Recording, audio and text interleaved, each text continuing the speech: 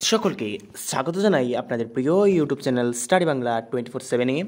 আজকের এই ভিডিওতে ত্রিপুরা ইউনিভার্সিটির 4th সেমিস্টার এডুকেশন জেনারেলের 4th পেপারের আপনাদের ইউনিট 3 এবং ইউনিট 4 এর আপনাদের 20 মার্কের যে দুটো ম্যাথ আসবে আপনাদের সেই ম্যাথ নিয়ে আলোচনা করব। তো ভিডিওটি শেষ পর্যন্ত দেখবে এবং এই চ্যানেল নতুন হলে চ্যানেলটিকে সাবস্ক্রাইব করে পাশে থাকা বেল আইকনটি অন করে রাখবেন, তাহলে যখনই কোনো গুরুত্বপূর্ণ ভিডিও নিয়ে আসবো সরাসরি আপনারা পেয়ে যাবেন। এবং আপনারা সরাসরি আপডেটে যুক্ত থাকতে আপনারা টেলিগ্রাম গ্রুপে জয়েন হয়ে যাবেন, আপনারা আপনাদের সম্পূর্ণ সাজেশন সেখানে পেয়ে যাবেন।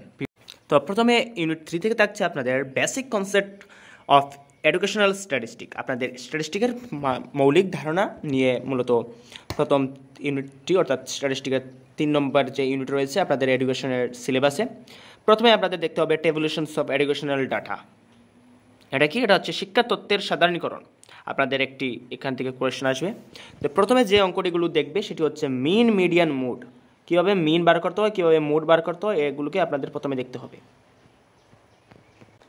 এই 3টি প্রশ্ন এই বছরের জন্য খুবই ইম্পর্ট্যান্ট। আপনারা ইউনিট 3 থেকে প্রথমে দেখবেন মিন, মিডিয়ান, মুড।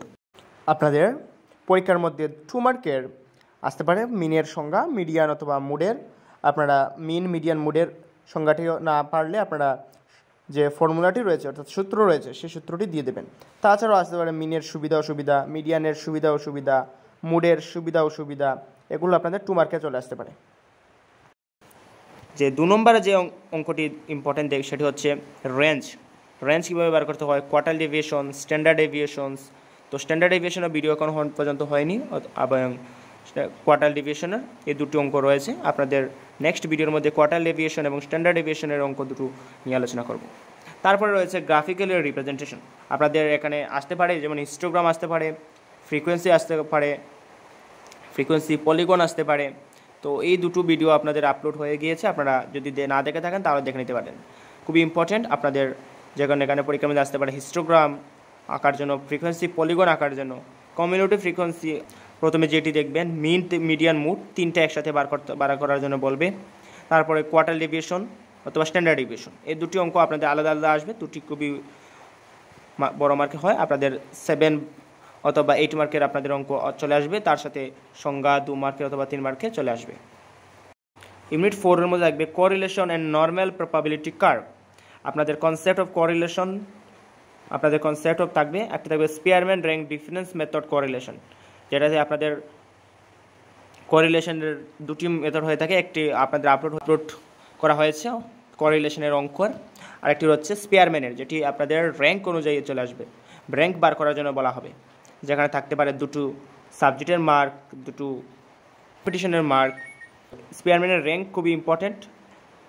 র্যাঙ্কটা এখন পর্যন্ত করানো হয়নি, মূলত কনসেপ্ট অফ কোরিলেশন যেটা রয়েছে সেটা করানো হয়েছে। আপনারা যদি না দেখে থাকেন তাহলে দেখে নেবেন। তারপরে রয়েছে normal probability curve, concept of characteristic. আপনাদের ইউনিট 4 থেকে একটি অঙ্ক এবং একটি থিওরি চলে আসতে পারে।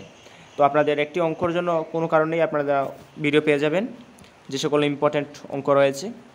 আর থিওরির জন্য আপনাদেরকে পড়তে হবে ইউনিট 4 থেকে। ইউনিট 3 থেকে মূলত দুটো অঙ্ক থাকবে এবং ইউনিট 4 থেকে একটি অঙ্ক, একটি থিওরি থাকবে। আপনাদেরকে যে কোনো একটি করতে হবে। তো এই হচ্ছে ইউনিট 3 এবং ইউনিট 4 এর অঙ্কের সাজেশন।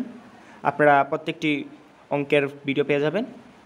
ভিডিও যদি ভালো লাগে তাহলে একটি লাইক দিয়ে দেবেন এবং চ্যানেল নতুন হলে চ্যানেলটিকে সাবস্ক্রাইব করে রাখবেন। তো আজকে এতটুকু, সকলকে ভিডিও দেখার জন্য ধন্যবাদ।